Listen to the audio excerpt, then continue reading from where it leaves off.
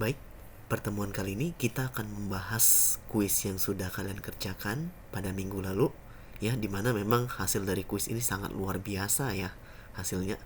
Jadi kalau kita lihat hasil dari kuis ini, banyak sekali yang masih mendapatkan di bawah nilai 50. Kalau kita lihat di 50 aja ada 26 mahasiswa, di nilai 40 ada 7 orang, nilai 30 ada 6 orang, nilai 20 ada 19 orang, 10 ada 2 orang, dan 0 ada 2 orang.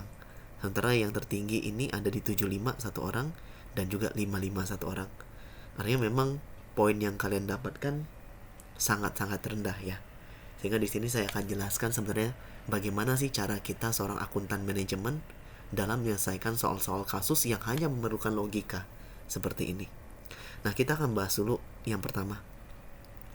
Jadi di pertanyaan pertama, saya minta kalian tentukan perilaku biaya tenaga kerja PTA, PTB, dan PTC berdasarkan volume kegiatannya. Jadi kalau kita bicara berdasarkan volume kegiatan, ini ada 3, biaya tetap, ya. Kemudian ada yang namanya biaya campuran dan juga biaya variabel. Jadi biaya tetap ini ya setinggi apapun aktivitasnya, serendah apapun aktivitasnya, tidak ada aktivitas sama sekali, biayanya tetap sama. Inilah prinsip umum dari biaya tetap. Sementara kalau kita bicara biaya variabel, semakin tinggi aktivitas, biayanya akan semakin tinggi. Semakin rendah aktivitas, biayanya juga akan semakin rendah. Tidak ada aktivitas, maka tidak ada biaya sama sekali. Nah, ini adalah tipikal dari biaya variabel. Dan yang terakhir adalah biaya campuran. Campuran sifat dari biaya tetap dan juga biaya variabel, ya. Ada ataupun tidak ada aktivitas, tetap ada biaya dasar yang harus dibayar. Namanya biaya abodemen. Semakin tinggi aktivitas, semakin tinggi pula biayanya. Semakin rendah aktivitas sampai dengan titik tertentu, masih di atas 0, maka semakin rendah pula biayanya, ya. Nah, ini adalah biaya campuran. Kita akan lihat di sini PTA. PTA ini memiliki 5 karyawan produksi ya. Jadi kalau kita lihat PTA, dia memiliki 5 karyawan produksi. Perusahaan ini melakukan penggajian karyawannya berdasarkan pada sistem upah per unit produk yang diselesaikan, yakni sebesar Rp10.000 per unit. Adapun kapasitas tetap dari PTA adalah 1.000 unit per bulannya. Nah, tentunya kalau kamu dengarnya PTA ini memberikan sistem upah per unit, kamu pasti berpikir ini adalah biaya variabel. Nah, biaya variabel ini memang benar kalau memang dia memberikan upah per unit, tetapi yang harus kamu lihat kapasitasnya tetap. Jadi di sini ada kata-kata bahwasannya kapasitasnya tetap 1.000 unit per bulan. Artinya, biaya tenaga kerja yang dikeluarkan oleh PTA setiap bulannya hanya sebesar 10 juta rupiah dan sifatnya tetap. Karena di sini dikatakan sekali lagi, kapasitas tetap PTA adalah 1.000 unit per bulan. Jadi walaupun pemberian biaya tenaga kerjanya berdasarkan upah per unit, karena unit yang diciptakan itu tetap sama 1.000 unit per bulannya, maka sifatnya bukan biaya variabel, tetapi berubah menjadi biaya tetap. 10.000 unit dikalikan 1.000 unit, 10 juta setiap bulannya sama, karena kapasitasnya tetap sama setiap bulannya. Nah, maka PTA ini termasuk biaya tetap. Jadi di pertanyaan pertama ya, PTA itu adalah biaya tetap, ya. Walaupun sistem pemberian upah dan gajinya itu menggunakan biaya per unit, tapi ternyata kapasitas produksinya tetap sama, maka ini kita namakan sebagai biaya tetap, ya. Memang cenderung menipu soal ini. Kita lanjut lagi, PTB. PTB memiliki 3 karyawan produksi. Perusahaan ini memberlakukan sistem penggajian karyawannya per bulan sebesar 3 juta per orang. Kapasitas produksi yang biasa dicapai PTB 500 unit sampai dengan 1.500 unit per bulannya. Nah, artinya apa? Karena yang diberikan adalah gaji. Gaji itu sifatnya tetap, ya. Mau berapa banyak pun yang kamu ciptakan, ya, mau 500 unit, mau 1.500 unit, yang kamu dapat gajinya 3 juta per orang. Maka kalau kita lihat sistem pembayaran biaya tenaga kerja langsung dari PTB ini juga sama seperti PTA. Ini adalah biaya tetap. Jadi PTB pun merupakan biaya tetap, ya. Kemudian kita lihat PTC. PTC punya 4 karyawan produksi dengan sistem gaji per bulannya 1.500.000 orang per orang dengan tambahan insentif sebesar 500.000 per orang apabila kapasitas produksinya melebihi 1.500 unit. Maksimal mereka bisa menciptakan 3.000 unit per bulan, ya. Nah, artinya apa? Kalau kita lihat PTC ini pertamanya dia menggunakan sistem gaji, artinya ini biaya tetap. Kemudian kalau ternyata dia mampu memproduksi, ya, melebihi 1.500 unit per bulannya, dia dapat tambahan insentif. Nah, ini sifatnya variabel. Jadi dia bercampur antara biaya tetap dengan biaya variabel. Maka PTC ini menerapkan, ya, biaya tenaga kerja langsung yang sifatnya adalah biaya campuran. Karena sistem gaji ini sifatnya tetap, insentif ini sifatnya adalah variabel. Ya. Bisa mencapai, dapat. Tidak bisa mencapai, tidak dapat. Inilah biaya variabel tadi. Maka kalau kita lihat, PTC ini lebih kepada biaya campuran. Nah, ini jawabannya. Artinya nomor 1 ini jawabannya yang mana? Jawabannya adalah poin A yang benar, ya. Ini ada contengnya. Nah, jadi kamu bisa pahami, ya, terkait dengan perilaku biaya, apalagi terkait dengan jebakan PTA tadi. PTA tadi kan dia bilang sistem upahnya per unit. Pasti berpikirnya, wah ini biaya variabel nih. Tapi dibaca lagi yang benar. Kapasitas tetap PTA adalah 1.000 unit per bulannya. Artinya produksinya tetap sama 1.000 unit per bulannya. Kalau 1.000 unit per bulannya setiap bulan itu sama, diciptakan 1.000 unit per bulan, maka biaya tenaga kerjanya akan sama, sifatnya biaya tetap. Nah, ini jebakannya untuk kamu, ya. Nah, kemudian yang kedua, berapakah pembebanan biaya tenaga kerja PTA, PTB, dan PTC per unit barang yang diproduksinya? Wah, ini pertanyaan yang cukup sulit, ya. Kita akan lihat lagi per unit barang yang diproduksinya. PTA, dia tadi bilang sistem upah per unit produk yang diselesaikan yakni sebesar 10.000 per unit. Artinya apa? Per unit barang yang diselesaikan, PTA akan mengeluarkan biaya tenaga kerja sebesar 10.000 per unit.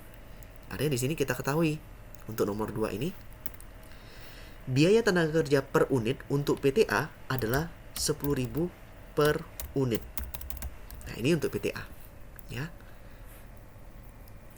Udah dapat langsung dari soal. Kemudian untuk PTB. PTB memiliki 3 karyawan produksi. Dia melakukan sistem penggajian per bulannya 3 juta per orang. Artinya total gaji setiap bulannya 9 juta, ya. 9 juta ini dapat menciptakan, dengan biaya 9 juta ini dia bisa memproduksi 500 unit sampai dengan maksimal 1.500 unit. Oke, kalau gitu langsung kita bagikan saja. Jadi range dia untuk PTB ini yang pertama adalah 9 juta. Kita bagikan dengan yang pertama itu minimalnya dia bisa ciptakan 500 unit. Maka kita bagikan dengan 500 unit. Nah, ini pertamanya. Artinya pertamanya ini dia bisa 18.000 per unit biayanya. Yang kedua, kita lihat lagi di sini, ya. Maksimal dia bisa mencapai 1.500. Artinya di sini yang kedua adalah 9 juta kita bagikan dengan 1.500. Artinya biaya tenaga kerja yang dikeluarkan PTB untuk menciptakan per unit barangnya berkisar antara 6.000 sampai dengan 18.000 per unit. Tergantung dia memproduksinya kapasitas minimum atau kapasitas maksimum, ya. Ini PTB tadi. Kalau kita hitungnya berapa sih pembebanan biaya tenaga kerja per unit. Kemudian yang terakhir adalah PTC.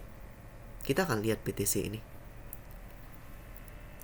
PTC punya 4 karyawan, ya, produksi dengan sistem gajinya 1.500.000. Kalau dia bisa ciptakan lebih dari 1.500, maka dia dapat insentif 500.000. Nah, sekarang di pertanyaan ini, ya, berapakah pembebanan biaya tenaga kerja PTA, PTB, dan PTC per unit barang yang diproduksinya? Kita akan hitung juga di sini. Dengan asumsi yang pertama, kalau PTC hanya mampu menciptakan 1.500 unit. Ada di sini asumsi yang pertamanya adalah seperti ini. Sama dengan kita lihat di sini, ya. Gajinya ada 4 orang, 1.500.000 per orang. Kalau dia cuma bisa menciptakan 1.500 unit misalkan. Artinya di sini kita lihat, ya, 6 juta total gaji dari 4 orang dikalikan 1.500.000 itu dibagikan dengan 1.500. Maka kalau dia cuma bisa menciptakan 1.500 unit, maka dia dapatnya biaya tenaga kerja yang dialokasikan adalah Rp4.000 per unitnya. Nah, ini alokasinya. Kalau ternyata dia mampu menciptakan 3.000 unit per bulan, artinya gini, artinya 4 kalikan 1.500.000, jadi dia dapat gaji, keluarkan gaji 6 juta, ya, ditambah dengan insentif 500.000 per orang. Artinya kalau tadinya gaji per orangnya 1.500.000, ini menjadi 2 juta rupiah, kalikan 4, 8 juta, kita bagikan dengan 3.000 maksimalnya.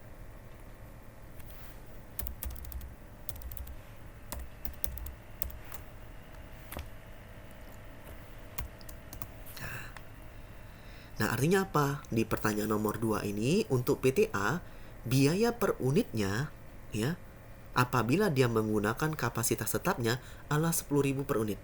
Biaya tenaga kerja per unit yang dia keluarkan. Untuk PTB, biaya per unitnya apabila dia menggunakan minimum, itu adalah Rp6.000 per unit, ya, alokasi biaya tenaga kerjanya.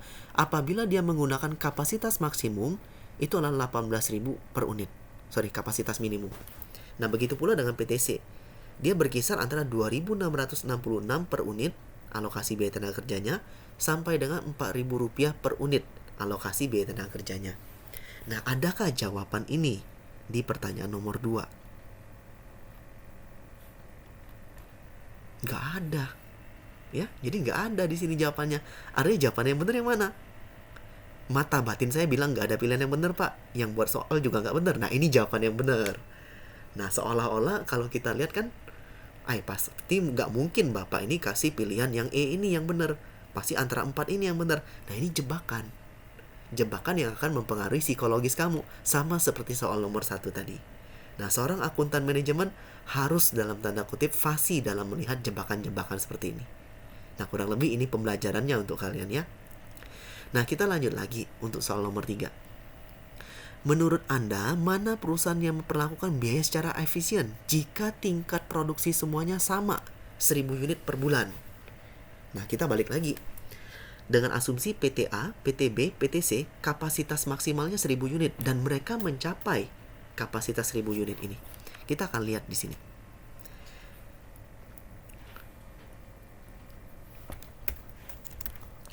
PTA tadi, ya, biaya tenaga kerjanya adalah sebesar 10.000 per unit. Kalau dia ciptakan 1.000 unit, ya sama biayanya. Artinya PTA ini biayanya tetap sama, 10.000 per unit, ya. Jadi dia nggak peduli kapasitasnya mau ciptakan 1 juta unit, 1.000 unit, 100 unit, 1 unit, biayanya tetap sama, 10.000 per unit yang kamu selesaikan. Nah, kita lihat PTB. Dengan asumsi bahwasannya PTB ini hanya mampu menciptakan 1.000 unit, berapakah biaya tenaga kerjanya? Kita lihat di sini. PTB ini sistemnya penggajian. Penggajiannya sebanyak 3 juta per orang, ya. Nah, PTB ini punya 3 karyawan, artinya 9 juta dibagikan dengan 1.000. Jadi kita bagikan dulu 9 juta kita bagikan dengan 1.000. Maka dapatlah biaya per unitnya 9.000 per unit dengan asumsi PTB hanya mampu menciptakan 1.000 unit tadi. PTC, kita akan lihat PTC. PTC ini mempunyai 4 karyawan dengan sistem gaji per bulannya 1.500.000, artinya totalnya 6 juta, ya. Dan kalau dia bisa produksi lebih dari 1.500 unit, dapat tambahan 500.000 per orang. Masalahnya tadi di soal bilang kapasitas maksimalnya 1.000 unit. Artinya apa? Kita tinggal bagikan saja 4 kalikan 1.500.000, 6 juta, ya. Kemudian 6 juta ini akan kita bagikan dengan 1.000.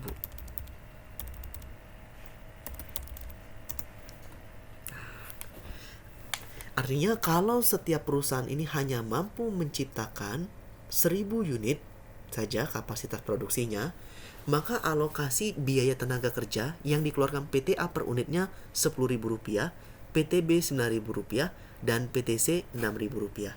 Mana yang paling unggul? Yang paling unggul adalah PTC dalam kasus ini. Jadi untuk yang ketiga ini, siapa yang paling unggul? Yang paling unggul adalah PTC, ya, dengan menghitung biaya tadi. Saya rasa sampai sini kamu sudah cukup paham, ya. Nah, kemudian menurut Anda mana perusahaan yang memperlakukan biaya secara tidak efisien jika tingkat produksi semuanya sama, 1000 unit per bulan. Ya. Jadi kalau tingkat produksinya sama, kita tinggal lihat lagi aja dari soal ini, siapa yang paling nggak efisien? Ya jelas yang paling tidak efisien adalah PTA. Karena apa? Biayanya paling tinggi. Kalau di perusahaan lain PTB, biaya tenaga kerja alokasinya cuma 9.000 per unit, PTC hanya 6.000 per unit, PTA mencapai 10.000 per unit. Maka kita jawab adalah di sini PTA yang paling tidak efisien, ya. Nah, ini yang harus kamu pahamin. Nah, kemudian di sini pertanyaan berikutnya. Jika semua perusahaan mencapai kapasitas produksi maksimalnya, manakah perusahaan yang paling efisien dalam memperlakukan biaya tenaga kerjanya? Kita lihat di sini. Kita sudah hitung nih. Ini kapasitas maksimal dari PTA. Maka dia dapatnya biayanya adalah 10.000 per unit. Kita sudah hitung di poin nomor 2 tadi. PTB ketika dia kapasitas mencapai kapasitas maksimal, maka biayanya 6.000 per unit tenaga kerjanya. PTC biayanya 2.666 kalau dia memberlakukan kapasitas maksimalnya mencapai kapasitas maksimal tadi. Maka di sini jawabannya sudah jelas. Ini adalah PTC, ya. Nah, jadi antara satu soal dengan soal yang lainnya ini saling terkait satu dengan yang lainnya. Kemudian yang terakhir, Pak Andi berencana menjual mesin produksinya. Kapasitas produksinya 1000 unit per bulan berdasarkan nilai buku sebesar 500 juta rupiah dengan tafsiran normal sebesar 600 juta. Nah, umur manfaat dari mesin tersebut masih tersisa 5 tahun. Setelah terjual, Pak Andi berencana nyewa mesin baru tetapi dengan kapasitas yang lebih kecil dengan harga 10 juta per bulan. Mana yang lebih efektif? Nah, sekarang kalau ditanyakan mana yang lebih efektif ya, kita akan buat hitungannya seperti ini. Asumsi yang pertama, ya. Nilai dari mesin tadi 500 juta. Nilai estimasi sekarang dibagikan dengan umur manfaat yang tersisa. Ada 5 tahun. 5 kalikan dengan 12 bulan, maka dapatlah 60. Maka kita dapatlah biaya yang dikeluarkan untuk mesin itu adalah sebesar 8.333.000 per bulan dengan kapasitas produksi 1000 unit. Maka biaya per unitnya adalah 8.333 kalau dia bisa memaksimalkan kapasitas produksi 1000 unit ini. Nah, kalau ternyata dia nggak mau pakai mesin lama ini, dia lebih memilih menjual mesin lama kemudian membeli mesin yang baru, maka di sini kita lihat asumsi mesin yang kedua itu adalah biaya sewanya 10 juta per bulan, kapasitas produksi 500 unit, maka biaya per unitnya 20.000 rupiah per unit. Artinya nggak relevan. Mana yang lebih efektif? Dalam hal ini ya, walaupun nantinya dia tidak mencapai kapasitas produksi maksimal, seharusnya dia memilih tetap mempertahankan mesin lamanya. Kenapa? Karena kalau kita lihat, kalau dia sampai sewa mesin baru, justru harga jual produknya akan meningkat. Karena biaya produknya, biaya produksinya meningkat dari mesin tersebut. Biaya overheadnya meningkat. Dari tadinya 8.333 menjadi 20.000 rupiah per unit. Nah, ketika memang biaya overheadnya meningkat, maka biaya produksinya akan juga ikut meningkat. Ketika biaya produksinya meningkat, maka harga jualnya akan juga meningkat. Ketika harga jualnya meningkat, daya saing akan menurun, kalah saingan kita dengan kompetitor kita. Maka yang terbaik adalah tetap mempertahankan mesin yang lama, atau asumsi yang pertama tadi. Nah, saya rasa sekian, ini sedikit penjelasan saya terkait dengan soal kuis kamu yang kemarin. Nah, silakan dicermatin.